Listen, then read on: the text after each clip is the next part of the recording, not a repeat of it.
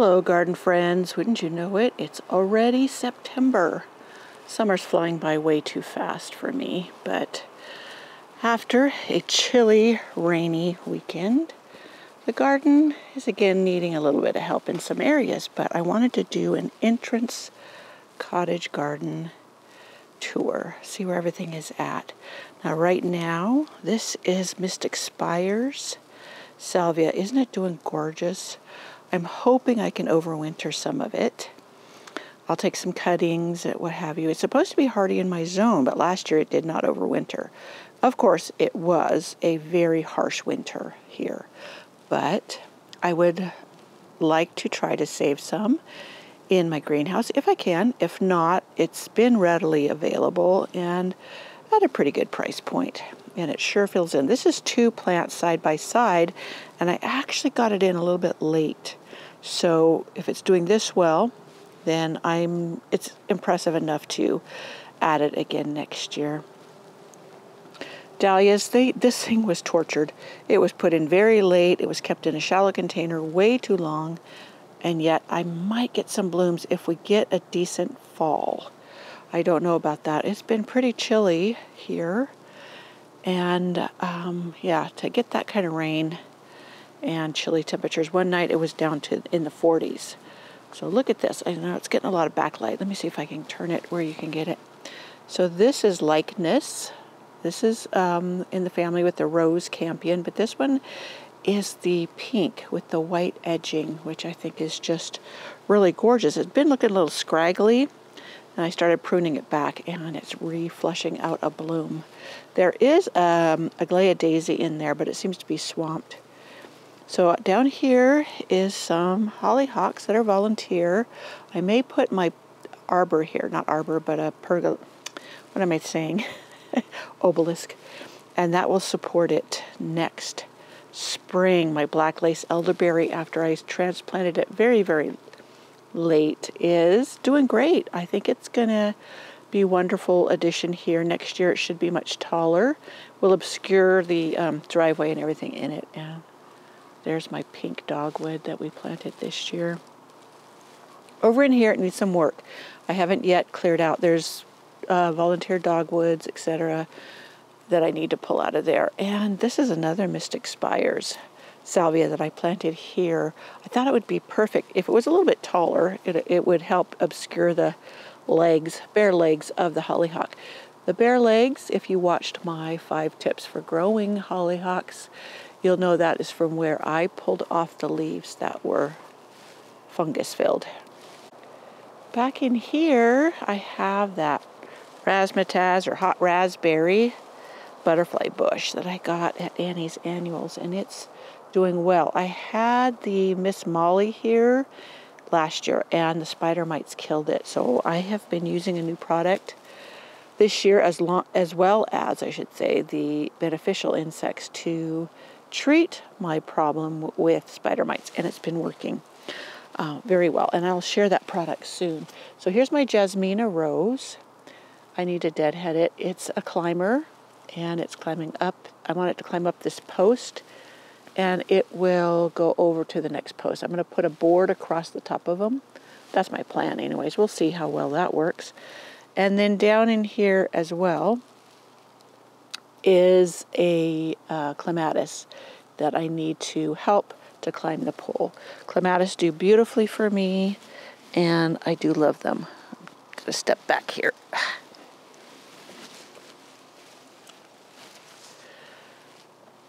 So this Russian sage, Perovskia, I think it needs to be moved. It gets a little, I don't know, leggy and whatever. I have it kind of supported there. Or maybe put it back against the fence where I could tie it up to the fence. I think that might be better than where it's at. It gets blocked, the sunlight blocked by these barrels. These barrels, I'm going to take the roses out this fall sometime, I'm hoping, and replant the roses in the ground. Even though right now I've just noticed the gophers coming back and doing some damage, they haven't been bothering most of my roses so far. But so this front bed, I'm thinking I will put the roses back here, but I'm not certain yet. Also, I have started some hollyhocks doubles to put here. I want the height to help obscure the vehicles on the other side of my little fence. And other things. I have also thought of my Limelight Prime hydrangea, but I'm not certain yet. Things go through my mind, I mull them over, and then I decide later. So along down here, this is where I had planted some late petunias. They're filling in. I didn't realize I had slugs, but the slugs really got to them, so they're a little ratty looking. But they're doing okay. They're giving me a little bit of color here where it was bare. This is where I had the cone flowers. I had that big patch. And they had what looked like that Astor's yellow, so I dug them out, which was a shame. It was a beautiful large patch, but yeah, the flowers themselves were looking bad. Down here is where I planted that kitten around Nepeta. I did a whole video on Nepeta and the Nepetas I grow, and it is just one of my favorites. This one, Cat's Meow. This one is by Proven Winners. I've really loved it. It rebloomed really, really quick. Now this one gets more sun than this one over here. So this one, I either need to move the roses or I need to move it. And I think I'm going to move it. So both of them, I think, are going to be moved to another area. Even maybe up there. If I put the roses there, I'll put them at the feet of the roses. Forgive the little pickup going by. But back here, look at this. This is my Beverly rose. Isn't that thing gorgeous? Let me step up here. That one is pretty. It stays shorter and has been doing so well here. Now everything, like I said, is bowing down because we got an unusual rain again here. We don't almost never get rain this time of year. Look at my lilies. These just perfume the whole garden. Had to climb back out of there. But the lilies are doing beautiful. Those got planted late too. My Eden rose, this one put up more shoots at the bottom. I was going to cut it back hard this winter to force it to do that, and it went ahead and did it. I wanted to do a video on air layering it to propagate, and I never got to it. I could still try it. If we have a long enough fall, it would root, but I'm not certain it will, but I should still try. It won't hurt. What is it going to do? You know, you cut it off. That's all there is to it. No big deal. I want to share with you down here why I love own root roses. Do you see this little dead looking stick here? Well, that is a cutting that I rooted. And I noticed it was dying back. And I thought, oh no, I lost it. And then look right down here at the base. Can you see that? I've got 2 new shoots coming up from the root. And because this was a cutting I rooted off of a plant, a rose bush at my father-in-law's house, then it will come true. Those shoots will grow and do fine. And I wanted to let it grow up the pergola or the arbor with the Eden rose. And it's a deep, bright pink, tough as nails rose. And I'm so thrilled that it's coming back from the root like I thought it would. I planted this Gara in here. I'd hoped it would be a shorter version. I thought it was, but it's not. And it's reaching for the sun, so it's leaning way over. So if I don't transplant it out of this barrel, I will make sure I support it next year because I don't want it flopping out. My 2 boxwoods on either side of the sidewalk are doing fantastic. So I'm debating on whether or not to add more along the edge. Let me turn around. I'll try to do this slowly. And then have some evergreen in the early spring. That will look pretty when everything else is just drab and barren, because everything here with the heavy snows or what have you just kind of dies back. So that is an option. I also thought of planting the Nepeta, maybe the cat's pajamas. There's another one, I can't remember the name of it offhand, but it's also supposed to be an early bloomer and short. So we'll see. We'll see what I do. So I just love this view right now. This is the phlox. This is the Proven Winners. That's the luminary. Let me opalescence, whatever. I love that pink color. You're going to get my shadow in there, but that's okay. I had pruned it back and it's re-blooming, and then the other one is further back there, and I have another one. That one back there's cloudburst. But as you can see, phlox do beautifully. This one has bloomed out, but if I trim off a deadheaded, it will bloom again, and I'll show you one just down the way. Right over here, and it's gotten knocked back a little bit, knocked down with the rains. Like I said, we don't normally get rain, so I didn't have it staked up, and even after the last rain we had, it didn't eat it. But today it's supposed to warm up into the 80s, low 80s, so maybe it will help it to perk back up. But the one portion there needs to be deadheaded, and then I can get rebloom. This is my limelight hydrangea up here, and it's, look at, the rain knocked it down. Normally I have no issue. So I need to prop that back up, and it's throwing up some bigger things. I will prune this back in late fall before our first snow by a third, and I will support it so the snow doesn't knock it down. But look at my Zinfandel. Can you see how pretty that is? It's turning pink. I couldn't find strawberry vanilla, which was what I was after when I found this one, and this one thrills me just as much. It has the same coloration with the pink, etc., so I just love it. Now my hardy hibiscus, I don't even know. It looks like it's filled with buds, but we're already into September, so I might get maybe a week from it, and that's why I have given away all my other hardy hibiscus, even the Proven Winners one, because I just don't get the blooms from them until such a late date that they're not worth the room they take. So over here's where I'm going to dig up irises. So that's a job on my list today.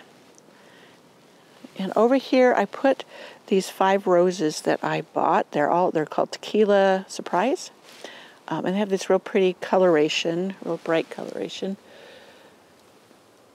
But they're all flopping down from being rained on. Calamintha down here. I started it from seed, and it gets a little floppy, but I love it. I would put it towards the center of the bed rather than along the edge. So that's going to get dug up. This is another spot that the gophers are in very thickly and have done a lot of damage. So I've got to figure out how to do raised beds or plant things in pots in the soil. That worked this year. I planted some things in their pots right into the soil. So you can see a lot of things need deadheading. This my Eden rose on this side really has bloomed, and it bloomed along with the clematis. That was so pretty together. I need to deadhead both. And I doubt I will get a rebloom because we're so late in the season. But I will thin out the Eden so that the snow doesn't tear down the arbor if we get heavy snows again. Let me turn around.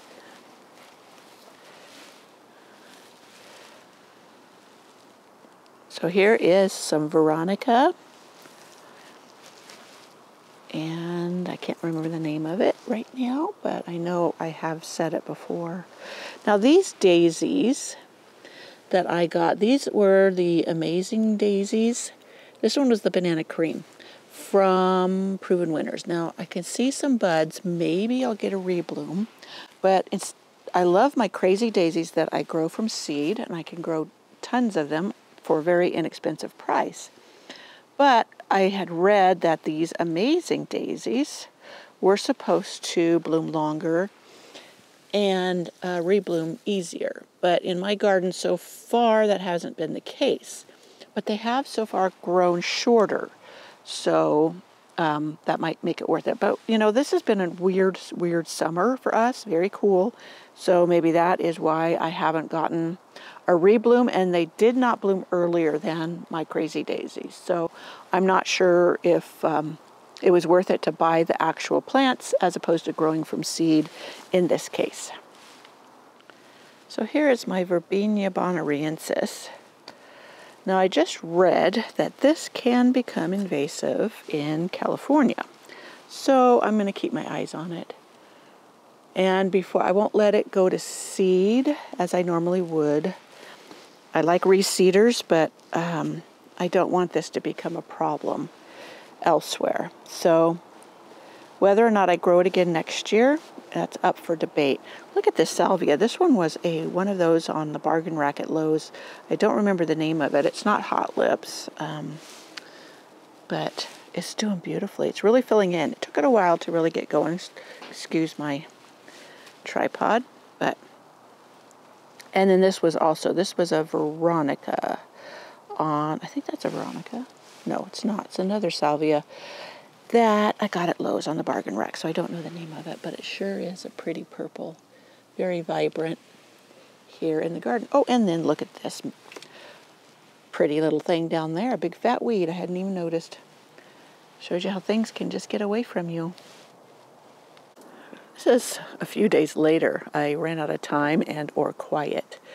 The construction behind us has been so loud. They've been jackhammering concrete, so I couldn't finish my front garden tour video, but I just have this side left. This rose continues to bloom. I've told you before, this is a ground cover rose that I have trained up this obelisk, and it does beautiful all summer long. And the the gophers leave it alone, but also the deer. They don't chew on this one for some reason. Now I have left this hollyhock up here, even though it's pretty much done blooming, because I want to collect some seeds from it. And then look at this Roseanne geranium. This thing always does so beautifully here. Look how it just climbs up this, and it blooms non-stop all summer long. My test of my 2 zucchini plants up here, doing beautifully. And oh look, I got a whopper down there I need to pick. I'll do that as soon as I'm done here. So this spot gets super hot, and this is where I had piled my turkey compost last year. So it had some good nutrition. I just popped a couple seeds in, and away they went. And we've been eating off of this for a couple months now, and I've been sharing too.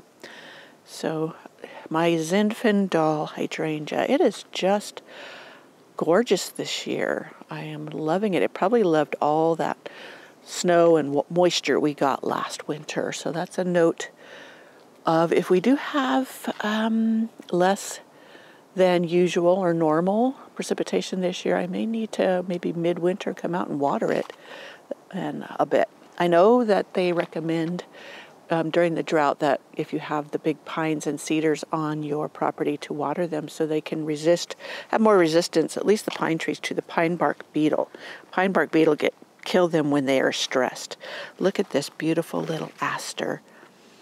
Isn't that gorgeous? Let me see if I can get in there. It's a much deeper purple than it was coming across on my little screen. I just pulled out a bunch of the daisies that were here. They were done, and I've got them piled right here. This is one of my September chores. There's plenty in seeds in the ground. They'll pop up, return next year. These were looking a little bit weedy, so out they came. And they were blocking my asters. So here is one of my hardy geraniums I absolutely love. This is Elkie. And this thing usually blooms all summer. This year it did not. So I don't know why, but now it's reblooming again. And my grandmother's hat rose is throwing up long canes, so I'm I am training it up this obelisk. So that's good. It's really taking off. I was worried the gophers would get it. They are back this fall. They have returned. This coreopsis came back, but it didn't bloom. I don't know what's going on, but I'll leave it there. It is usually super, super beautiful, prolific in blooms all summer long. My butterfly bush here, I like training it up more of a tree shape, so some of these side branches need to go. It got a late start because we had such a cool June. So moving on down the side, right here's where the gophers devastated some of my favorites. There was an orange poppy in here, and it is a perennial poppy, comes back every year, and it usually blooms nonstop all summer. A beautiful orange, quite freely. I'm hoping it's seeded because the gophers ate it, as well as the seedlings that were around it. You can see just that little dead thing there. I left that there because it had some seed pods on it.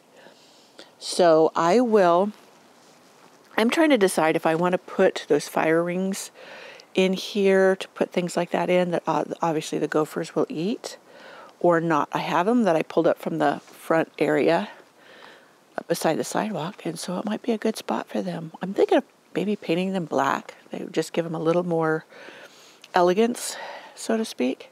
But this sedum always is beautiful. That's why I've put it in here. I put rocks on either side of it to contain it, because it can become quite rampant. And this way I can keep it within the border that I want it to stay in. And some iris in here. I have started my iris dig up, and I'll share that in another video for you. So my friends, that is the front welcome garden in September and how beautiful it's doing. So I will see you in my next video. If you like this video, please give it a thumbs up and or share with your friends. All right, bye.